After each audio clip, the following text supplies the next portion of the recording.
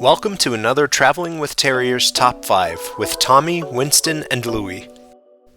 In today's video, we talk about the top 5 tips to mind the dip, or what to do when things go wrong.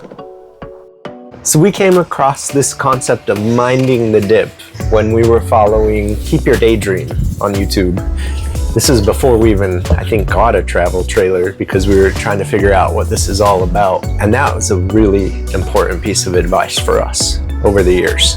Things are always going to go wrong when you're traveling, and it could be a little thing, it could be a big thing, it doesn't matter. But when things go wrong while they're traveling, they would call it a dip. And so their advice for beginning RVers was to mind the dips. So mind the times when things go wrong. I'm being cleaned up here. Apparently I'm dirty. You are. And bad things do happen while you're traveling, just as they do in life in general. And what we want to do today is show how we do that, because it does take practice to learn how to mind the dip. So we have 5 tips for how to do that, what that looks like for us. Yep. The first one is really just to stop and think. Like, how bad of a problem actually is this? Is it something that has to be solved immediately right now? It's going to feel like it, even if it doesn't. Or is it something that, you could solve in a day, in a couple hours, in a week? Just how serious is the problem? Yep. There have been lots and lots of times where Danny tends to forget that little piece of advice. So the very first one was we went on our first big trip to Arizona, and we came into the trailer. We'd come from Cheyenne where it was still snowing and frozen and cold. And we got to Utah where it wasn't snowing and frozen and cold. It was like 65 degrees outside and beautiful. And we went to get in the trailer, and there was a puddle of water right at the bottom of our bed. And we kind of started to freak out a little bit because we're like, oh my gosh, where did this come from? It's the beginning of our trip. Yeah, we have a plumbing leak. Just plugged into fresh water. Danny was ready to turn around and go home. And it turned out that all it was there was a hose that was in there that attached to a spray port or it was in outdoor our basement shower or something behind the bed. In the basement storage, and all of that is one level. And so that hose it had water in it that had frozen, and so it started to thaw out, and the water dripped out of the hose and leaked and was all over the basement and the floor in front of our bed. So once we cleaned that up and got the hose secured and no more water in it and things like that, we were great for the rest of the trip. So crisis averted. Crisis averted. So one of the things that we now do as a result of that trip is any hoses that we have get screwed both ends together and rolled up and put in a box in the back of the truck. The second thing in minding the dip that we feel is important, probably really the most important one, is to pick your attitude. It is the one thing I'd say you do have control over in these situations. You can react really poorly and upset and snarly, that's going to be a lot of people's inclination when something bad happens, is to just throw up your hands and shout and throw a hammer across the room.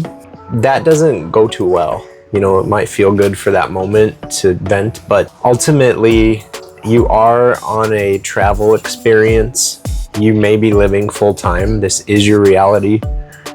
You can choose your attitude. You can choose to approach things calmly. You can choose to approach things positively. It really comes down to just choosing your attitude. And what we mean by that is to just take a deep breath, listen to what your emotions are telling you, and just stay calm, try to stay cheerful, try to stay positive. Yeah. And I always immediately want to go home. Yeah. You may have had a bad day already, and it's just one more thing and you just can't deal with it. But it is at least good to let that thought go through your mind. How do you want to respond? That is the one thing you have control over. Yep. So the third thing is, okay, you're faced with this dip. You've decided that you're gonna be positive and upbeat and this is going to be no issue. Okay, what can you do? So the third tip that we have for minding the dip is figure out what options you have to get through this dip. Is it go home? Is it end the trip? Is it that serious of an issue where it would just not work to finish the trip? Is it something that this is not the lifestyle for us? It's that big of a dip where we're going to sell this travel trailer, we're going to sell this RV and be done with this. I hope it's not the case ever for anyone. And so those are going to be some options that might spring to mind when in the heat of the moment. What are some other options that, you know, come to mind, Jess? Well, so one of the biggest dips that we've had recently is our fridge. All of a sudden it stopped working and it would not turn on, it wouldn't stop blinking, and we couldn't figure out what was wrong. And so check your forums, check the forums on Facebook for your model of travel trailer or just the general RV forums. Those people on Facebook have some really, really great advice. Try to find the forum for your specific RV model. And if you can't, if there isn't one or that group's not very active, I'd say try to find the manufacturer's forum. So for our example, Grand Design Imagine 23 LDE is a Facebook group that's very active. It is a rather new floor plan in the last 3 years, so very active. If that didn't exist, we'd try to find a Grand Design Imagine, that overall line of travel trailers. The probably least specific is going to just be like RV travelers or RV tips and tricks. So that's kind of one of our first lines of defense, honestly. If it's something that's beyond our knowledge level already, which Danny and I are pretty handy people, so it usually, for a lot of things, we can kind of figure things out first of all. You taught me how to use power tools. But then after that, you can always call an RV tech. We've had really great luck with one or two of them, and then some of them we've had really bad luck with. We paid for the RV tech to come to our RV park, a mobile tech, and it was like half the price of the fridge for 20 minutes of basically order a part, and we don't even know what the problem is. So sometimes you can even transfer knowledge from other things. So for instance, Danny's dad is really great at electrical. So he's done a lot to help us with any sorts of issues with electrical problems here on the RV, which is what we're kind of thinking actually this fridge issue is turning out to be. Now we're looking at corrosion on the terminals and things like that. Danny's dad, or you know, if you have someone in your life who's really, really great with like electrical systems or plumbing, a lot of that knowledge transfers over into a travel trailer. Oh, yeah. So there's kind of a saying in this lifestyle, to be successful, you'll either be really handy or really wealthy. So, fix it yourself or pay for it to be fixed. There are things that go wrong. So just a kind of a quick summary of like, what are all the options for dips? It's Facebook, social media, the manual, RV repair people, formal or informal. Maybe you have friends who are really good at this or family. The manufacturer you can call, especially if you're under warranty, you can call your dealership. Sometimes even asking somebody in the RV park, like we've even had people who a lot of times they'll be like our neighbor, or they'll be right there somewhere nearby in the RV park and they'll see us out there talking about an issue or something, and as people do in RV parks, they come over to chat and find out what's going on, and oh, have you checked this and have you checked that, and they've been able to help us solve the problem. So really, honestly, every dip probably comes down to maybe you have two options: get through it yourself or find someone to help you get through it. Yep. That's really about the only two options. The fourth tip that we have for minding the dip is pick one and do something. So that kind of goes together. Pick one and do something, like do it. In this video, we're going to pick cleaning the terminals for the battery cables are really corroded. We think that's the problem. So here's what that looks like for this dip. And keep in mind that this by no means is the first do something that we've tried with this fridge issue. I mean, we have... I can use that pretty quickly.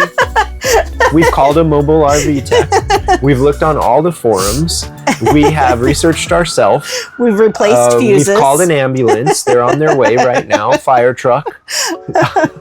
We've replaced every type of fuse. We've replaced the fan. We had to build a Franken fan for this fridge. There are some other options we can still do.